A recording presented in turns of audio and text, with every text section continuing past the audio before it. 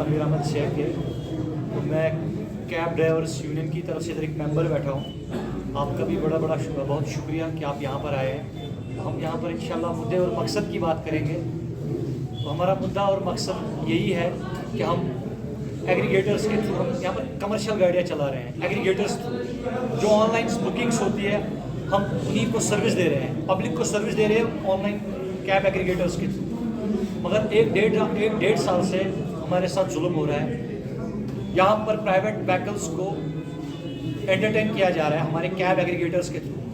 पहले यहाँ पर लाइसेंस उनको नहीं मिली थी, तो हमारे साथ इन लोगों ने वादा किया कि आप कमर्शियल गाड़ियाँ लाएं। तो हमको आरटीओ साहब ने ऑर्डर दिया है प्राइवेट व्हीकल्स बंद करने का।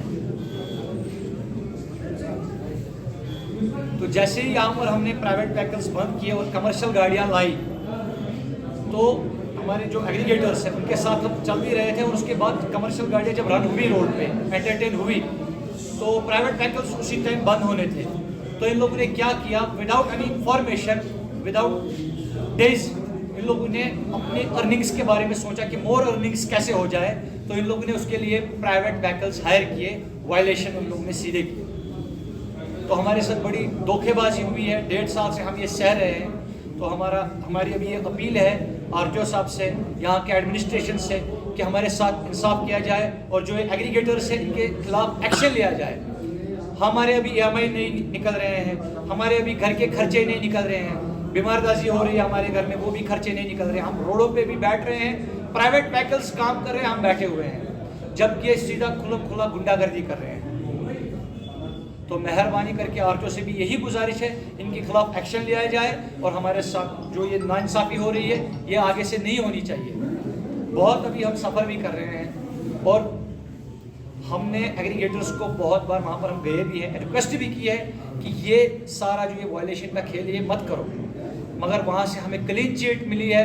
हम ऊपर से नीचे तक पैसा दे रहे हैं, जिसके पास जाना है जाओ, जो भी करना है खाओ, वो मस से टस नहीं हो रहे हैं। माफिया खुला चला रहे हैं और धमकियाँ भी खुला दे रहे हैं। उनको कोई फर्क भी नहीं पड़ रही है, जबकि एडमिनिस्ट्रेशन को भी ये पता है कि वायलेशन हो रहा है और उनके ऊपर भी कोई एक्शन नहीं हो रहा है। जबकि वो हमारे वहाँ पर ऑफिस में धमकियाँ दे रहे हैं, तो वो तो ये बहस प्रूव हो रही है।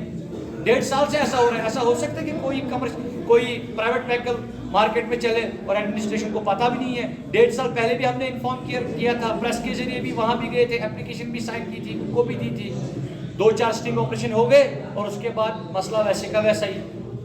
नई बात 9 दिनों के लिए रह गई, उसके बाद सब वैसे हम पिसते गए। तो आरटीओ साहब ने क्या बताया? आरटीओ साहब ने तब हमें यही बताया नहीं, इस टाइम आपकी प्रॉब्लम जो है बढ़ रही है दिन ब दिन, तो इस टाइम आप आरटीओ साहब के साथ मुलाकात हुए? नहीं, इस टाइम हम उनके पास नहीं गए हैं, क्योंकि हमें उस लायक छोड़ा ही नहीं गया है। सिस्टम ने हमें उस लायक छोड़ा ही नहीं गया है। हमें इतना दबाया गया है, इधर पहुंचने के लिए हमें कोई चारा ही नहीं रखा गया है। आपने गाड़ियों की बात की, कितनी प्राइवेट गाड़ियाँ चलती हैं, आपकी कितनी गाड़ियाँ? सर 500, 600, 700 होंगी एग्रीगेटर्स के पास कमर्शियल गाड़ियाँ, और प्राइवेट व्हीकल्स एंटरटेन कर रहे हैं कम से कम 2500 व्हीकल्स।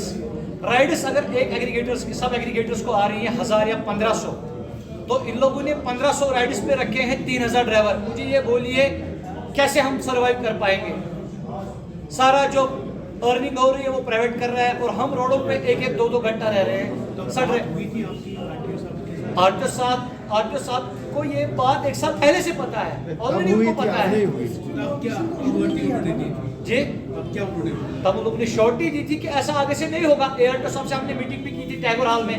तब एक एग्रीगेटर उधर था, उस एग्रीगेटर को तब नई लॉन्चिंग थी, तब 50 गाड़ियां ब्लैक लिस्ट हुई थी और उस एग्रीगेटर ने हमें यही कहा था, ये आश्वासन दिया था, भरोसा दिया था कि हम यहाँ पर कमर्शियलाइज चलेंगे, इलीगल हरकतें नहीं करेंगे, वायलेशन नहीं करेंगे, प्राइवेट व्हीकल्स को हम नहीं रखेंगे। हमने उसका साथ भी दे दिया, मगर with in 20 days, not a month, with in 20 days उन लोगों ने प्राइवेट व्हीकल हायर किए ताकि वो इलीगल तरीके से वो अर्निंग्स कैसे करे। इट्स ऑल अबाउट रेवेन्यू, पैसा कमाना है, ठीक है, हलाल तरीके से कमाए। उन लोगों ने प्राइवेट व्हीकल्स को हायर किया और खुला अपनी मनमानी माफिया धमकियां देते गए और हमारी कुछ भी नहीं चलती गई। सीधा ये कह सकते हैं हमारे साथ धोखेबाजी हो गई है और इन लोगों ने हमें मजबूर किया कमर्शियल गाड़ियां लाने के लिए। अगर इनको प्राइवेट वायलेशन करनी थी तो ठीक है, एडमिनिस्ट्रेशन को भी पता है, तो फिर हमारे साथ ऐसा इतना बड़ा धोखेबाजी क्यों गई? तो हम तो प्राइवेट आपके कहने का मतलब मतलब है हम प्राइवेट ही चलते थे फिर वही ठीक था। नहीं, हमारे कहने का मतलब सिर्फ ये है, अगर प्राइवेट ही चलाना है तो फिर हम प्राइवेट व्हीकल ही चलाएंगे, अगर वायलेशन करनी है तो वायलेशन ही हम करेंगे, अगर यही लीगल तरीका है तो फिर हम ऐसे ही चलेंगे। इनको इतनी खुला छूट क्यों?